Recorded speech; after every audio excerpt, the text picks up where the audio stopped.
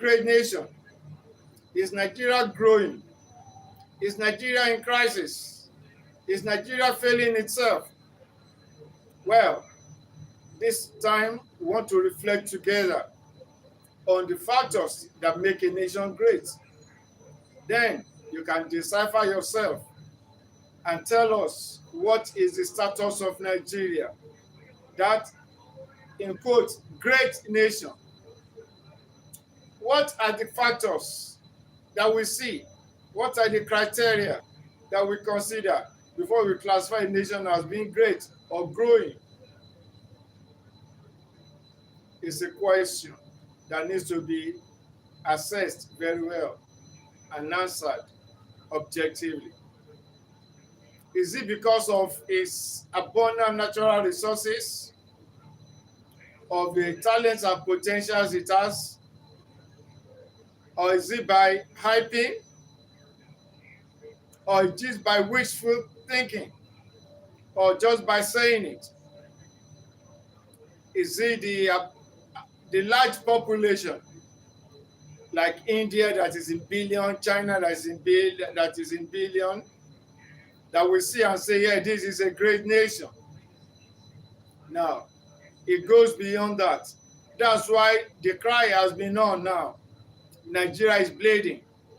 Nigeria is losing its potential. When we did history in those days, we talk about rise and fall of a nation. A nation can be great and can lose its greatness through carelessness. And a nation may refuse to grow, may be going in circle because of some factors. So we want to look at these factors and see to know what we can do. Now Nigeria is bleeding. Who will stop the bleeding? We have to stop this bleeding. Nigeria must not die. Nigeria must survive. Nigeria must grow. Nigeria must take its rightful place in the community of nations. So what are these factors? Let us go along together. The first factor we look at is the governance status. What is the government like? What is the leadership style like? Do we have rule of law? The law that's applicable to the leader, is it the one that's applicable to the led or to the populace? Or there is one law for the capitalists, there is one law for the elites, there is another law for the common man or for the average human being in the society or community. A nation is said to be great when the governance is stable, there is functional rule of law, not by word of mouth, but by the action, by what is on the ground. A nation is classified by the system that is in operation in the land. Nation is classified by the system, not by wishful thinking, not by size, and not by resources. It is by the things that are on hand. I'm reflecting from Nigeria, that awesome nation, blessed and divinely favored. But we are being objective and being critical so that we can know what to do. Now, there should be transparent institutions where there is openness in everything that is being done. There is accountability of leaders and leadership. These are some of the factors that we look at. Then there is political stability in a nation. Without stability, then the greatness is already faltering. Second point we shall look at is the economic strength. What are the sources of revenue of the nation? Is it monoculture or multifaceted? Nigeria has a major one, which is the oil. But before the oil, in the early days, we had the agriculture, we had minerals, we had arts, we have a lot of other factors. So what is it that make a nation great? We have the diversification of the economy, of the exports, of the things they have to, their industrial capacity. They have to be productive. How many manufacturing industry, how many productive industries are in the land so that they won't be dependent solely for almost everything that makes the nation to function. on other countries. Then the financial system has to be stable. The banking system has to be stable, has to be reliable. Then people will know that is what facilitates the business sector of the economy. Then the physical infrastructures in the land must be efficient, must be functional, must be readily available, like the transportation system in the nation. The roads, are the roads good? Are the roads functional? Are the roads safe?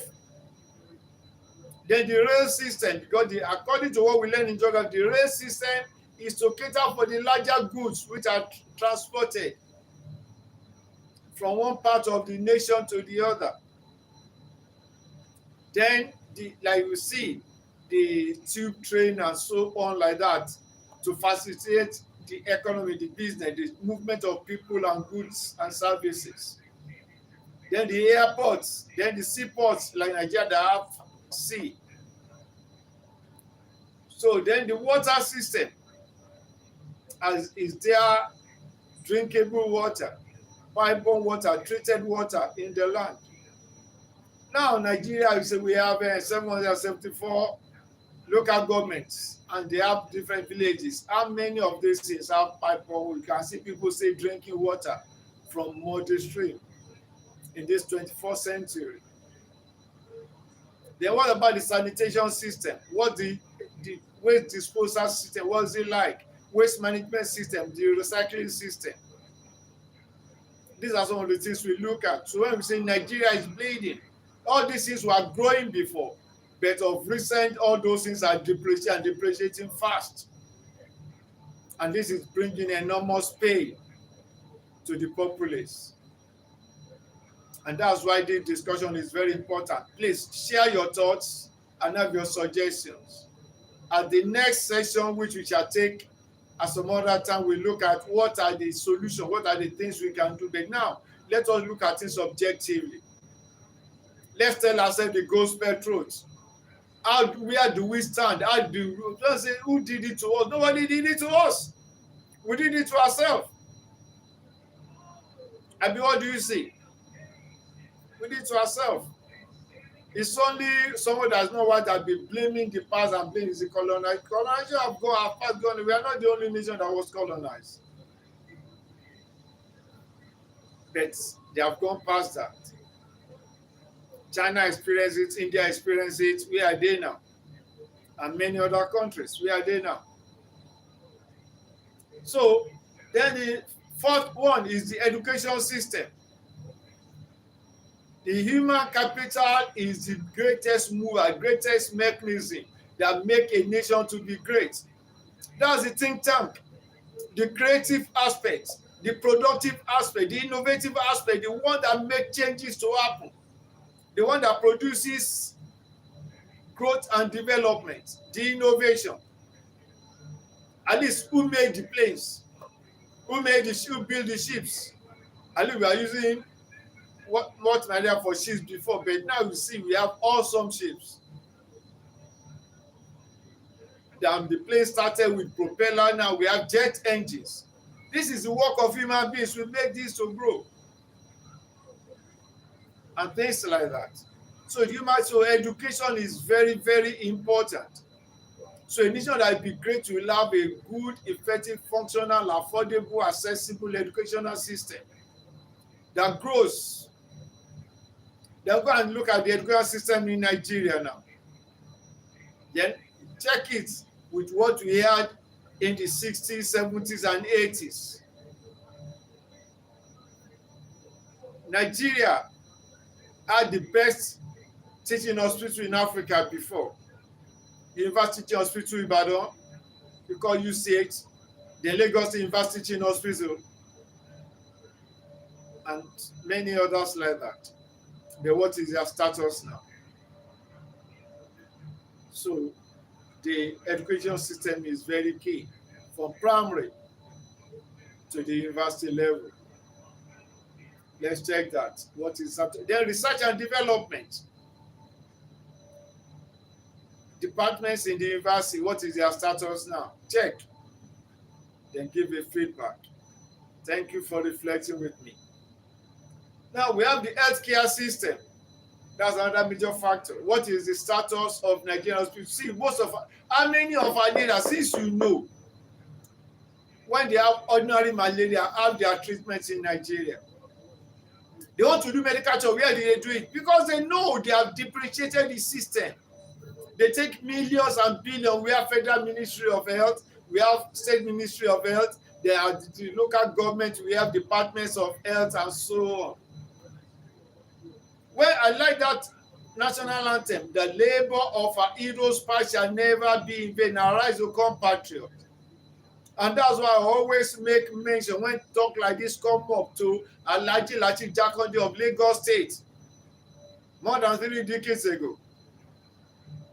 He knew these things and he worked assiduously at it to label the example that these things are doable, these things are achievable. But when the desecrators came up, they started to puncture and wound and slice. They call it the national cake. And the nation start to bleed, the state start to bleed. Then things start to depreciate. Then the being the nation start to die little by little. And now we are just saying almost like a carcass. That's why they show nonchalant attitude. So a lot of things that are ongoing. Yeah, but bomb blast there, then you see the governor wearing Babariga. Babariga is this big agbada as if you are going to a party, to a function. We are looking at foreigners, we're looking at people, communist people, soldiers being died, being slaughtered by bandits, people being kidnapped almost on daily basis, and you go there wearing Babariga. Does that one show empathy? Does that show human heart? See, the nation is bleeding. Last week, or was it early this week on Monday, when that incident happened in Maiduguri? 3 consecutive bomb blasts in a day. And they showed the hospitals, come and see the status of the hospitals. The nation is bleeding. So the health system must be affordable, must be accessible, must be functional, must be well equipped. Now, because of the status, our medical officers, because after they have struggled to get trained, they want to give their services. Then when they are neglected, we see them jetting out to other countries where they can be of use to humanity. Medical doctors and nurses, physiotherapists are jetting out almost on a daily basis. What makes a nation great? The health facilities, the hospital system. Then we have security and defense. A nation that cannot defend itself is like a city with a defenseless wall. So you cannot defend yourself if you cannot produce some of the major equipment that you need for defense by yourself. If you depend on others, then they can easily plant trackers and demobilizers in it with microchip that you will know with remote control. You can make those things. If they have something against you, then you become at their mercy. So your sovereignty is not certain, it's not sure if you don't have a good defense. That's what's helping India now. India struggle. India have nuclear power now, like they are fighting Iran for nuclear. They can't do that with India. Because India, with its ingenuity, you don't need to be importing scientists to come and help you. They work by themselves. They produce jet. They produce awesome war machines now, and they even export to some other countries. And in those days, India used to come to Nigeria when we were growing up. When India was struggling to find the street, they were coming to Nigeria for work, for services. But they got their leadership, their governance. They know that these institutions, these systems must be put right. So they work, starting from time of Mahatma Gandhi, then Indira Gandhi. They work to make sure this nation must stand, this nation must grow. And they've achieved it. Their health system is awesome. Most of the pharmaceutical drugs we use in Nigeria, most of them, a good no more than 60% are from India, just made in India. When there are some major operations to be carried out, you see they say, okay, they will recommend hospitals in India. And before, those people who used to come to Nigeria for serious medical challenges. So what's our military strength? Ordinary insurgents now are making Nigeria to shake. Okay, from South Africa, you are welcome. Are you a friend of Nigeria? Do you love Nigeria? Please share your thoughts with me about Nigeria and pray for Nigeria. And if you have any advice for us as Nigerians, please share with us. We are brothers. We are brothers. We should be a brother's keeper. We should help one another. You tell each other the truth. If you say, brother, you are not living right, you are not doing things right, this thing you are doing are inimical to your health. Brother, please have a change of heart. Brother, please take care of your children. Your children are dying. See what Nelson Mandela did in South Africa. He fought appetite to a standstill. And because he set up that system to make sure, yes, I'm just there to let you know, things can go well, things can go right. It did not allow bitterness or looking for excuses. Say, this is the cause, this is the cause. No, the point is this: life of every human being is important. Every soul is precious. And that's why now South Africa is what it is. So thank you for reflecting with me. Then we have social stability and the welfare system. Are we socially stable? Now we have ethnic fights almost in every state in the country. You see this community against this community, and this injustice in the northeast, and they're now spreading like a metastatic cancer. Then these politicians now playing bigotry and ethnic division and religious bigotry and so on. So it says. So social stability and the welfare system. I don't think we even have welfare system. Though both at the federal and state level, we have, even local government, we have the welfare department. Go and tell what they are doing now. What is the welfare they are doing? I saw one video, I don't know whether YouTube will allow it. I saw some children between 3 and 5 years old. They line up inside the rain with plastic bowls. And one boy was shaking, literally, queuing up for food in the rain, like in an IDP camp. And that's a nation where people are spending millions and billions of naira and dollars. A lady was caught the other day that forfeited $13 million to the federal government. Say, what is the source of this money? All she could say was that this money was a gift. A gift from who? For what? What did you do? What were you celebrating? And this particular young lady, let me keep the name for now. You can Google it, it's there. Associated to one governor in the Southwest. Had to waste money to go and celebrate birthday. 2 days to celebrate her birthday in 2 different countries. One in Guyana and another place. What a life. What makes a nation great? That we'll look at that. A great nation will not look at. That's why do we talk about Britain and US and so, because they have functional welfare system. Canada functional welfare and so many other, Denmark, Singapore.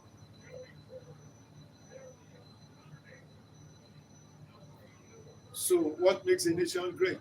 Is it the population? Please, let's deceive and say Nigeria, the most populous African nation, 200 million, and you have natural gas, oil and gas. Come and visit Nigeria. Don't not go to Lake. Even now, the rich are crying. Go and check. They say the rich also cry. This one is not. They are lamenting. Because when you live in midst of squalor, at least you cannot cage yourself in. Don't go, just stay on that island, stay in Banana Island, stay at VI, stay at Lekki. Don't come out of that place. When you want to come out, just fly out. Then you see you've already self-enclosed. You already give yourself claustrophobic mindset. When you are in a land, you cannot move out freely. You are just your only family. You can't come to Sule. You can't go to Ikeja. You cannot go to. So if you want to do anything, you just have to, unless you fly, even to get to the airport, you have to get to Ikeja. You have to pass through Shodi or Jawo Estate. So that is what is making Nigeria to bleed. So let us look at this thing and see what we can do to fix them. Nigeria is endowed, no doubt about that. Nigeria is rich, blessed with both human and natural resources. That's not arguable. But what system out of these ones I've mentioned so far? I've mentioned 8 systems so far. Which of them can you, when you are scoring them on the scale of 1 to 10, you will give more than above 5/10? Is it the social stability and the welfare system? Is it the technology development and infrastructures? Is it the security and defense system you will scale like that? Is it the healthcare system? Is it the education system? Or is it the physical infrastructure like the road, the rail and the airports? What about electricity? That one, don't even mention. People are weeping, literally weeping. Especially in this part of the world, the tropics. We are in harmattan season and the African sunshine, awesome. And the heat, awesome. The humidity, awesome. So without your fan, without your AC working, then you will sweat awesomely. But when you say you need to drink chilled water or chilled drinks.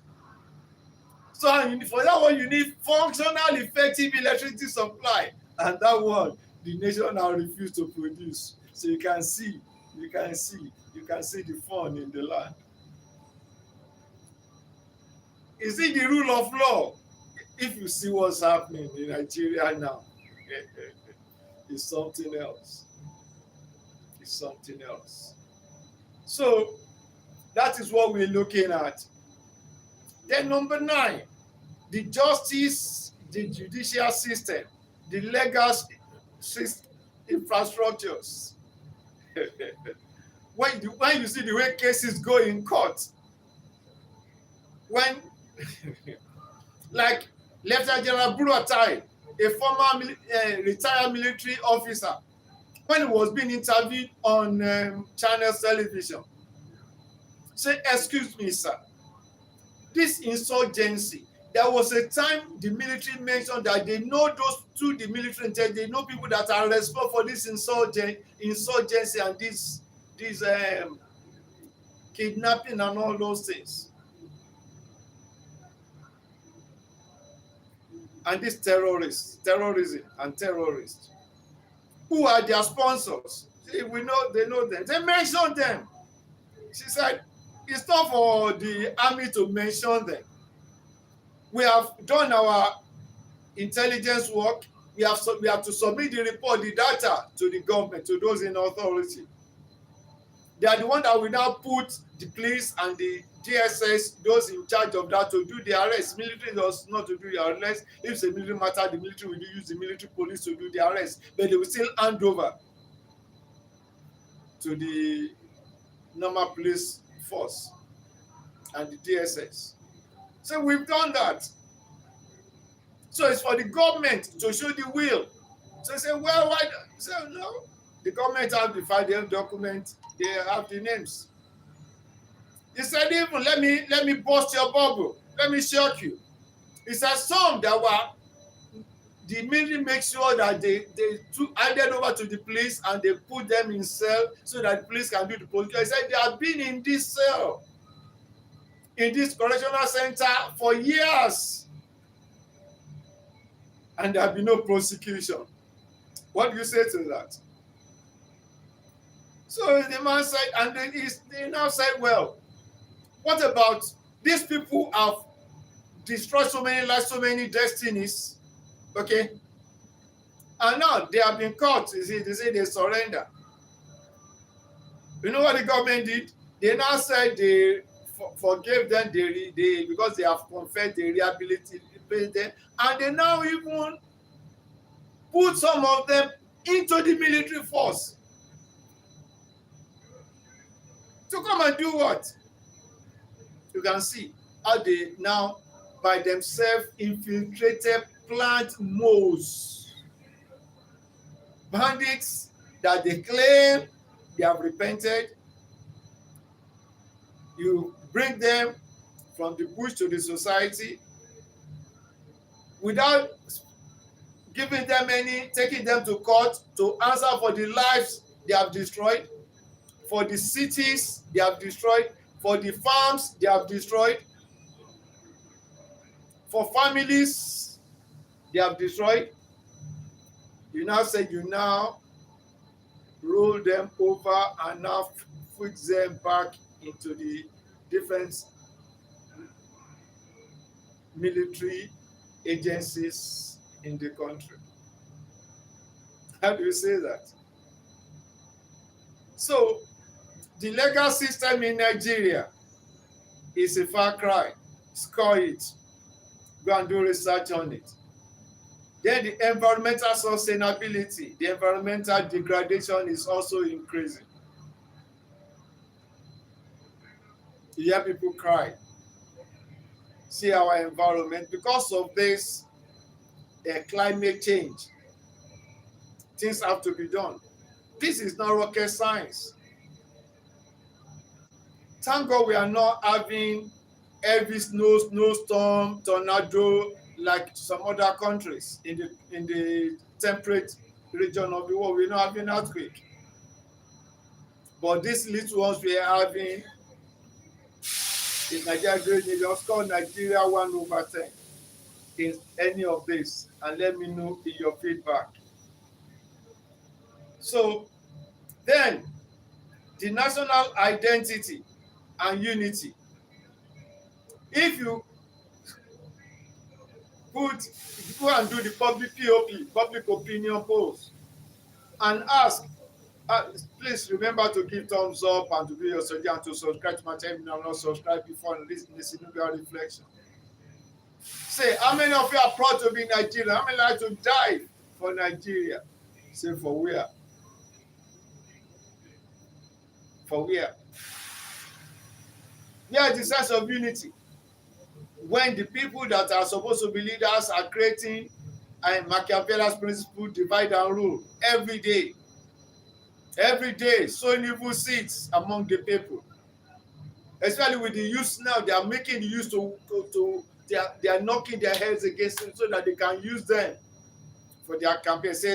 Especially when this election is about to take place. We are in the election year now. The general election will be coming up in February next year. That's less than about 8 months to go. 8 months, major 8 months, 10 months. They are doing their primaries now, and they are using the youth for their campaign. They now form boys group, girls group, campaigning.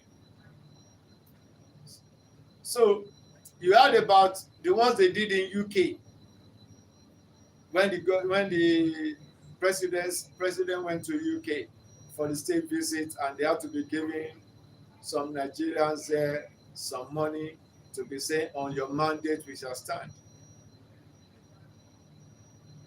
Well, then the global influence. The greatest of a nation also anchored on how they are able to positively affect growth and development and well-being of other nations. So on the scale, yes, thank God for that. But the Nigerians that are having influence, are doing great things, are the ones that were not sent there by the government. They are not work of the government. The people that struggle as an escape route, running out of the country because they are looking for a better environment to be able to excel, to be able to be what God has designed them to be, to fulfill destiny. in education sector, in health sector, in in, in technology, in agriculture, in everywhere they're doing fine. Thank God for that. But as a nation, before there was a time when Nigeria will be sending experts to some other countries in Africa to go and help them, especially in education sector. We call it exchange program. That's how Nigeria was impacted. That's why Nigeria is bleeding. Like the Bible says, remember therefore from whence thou art fallen, so that worse things will not happen. So, ladies and gentlemen, here we stand. The next time we'll be reflecting together, maybe let me see, in maybe 4 hours time we come again. Then we'll talk about solution. What are the things we can do? What things we can do as individual? What are the things we can suggest to those in position of authority, those policy makers, to help to stop the bleeding? Nigeria, our Nigeria is great. Nigeria is blessed. Thank you once again for reflecting with me on this single reflection. Thank you. Somebody say, how old are you? Well, well. At least I've spent more than 5 decades on this earth and in Nigeria. Then you can do your pluses. Let's leave it at that for now. Thank you so much for reflecting with me on this single reflection. I appreciate your presence. But much more like we appreciate your thoughts, because we want to work, we have to make the world a better place. Like I like that song by Michael Jackson. He said, look at the man in the mirror. Then you can make a better judgment and say what you can do to make the world a better place for you and me. He said, I was passing on the street and I saw the boy suffering. I said, I can't look away. There's something I have to do to help that boy. So let's see what we can do to help Nigeria. Once again, thank you so much. God bless you.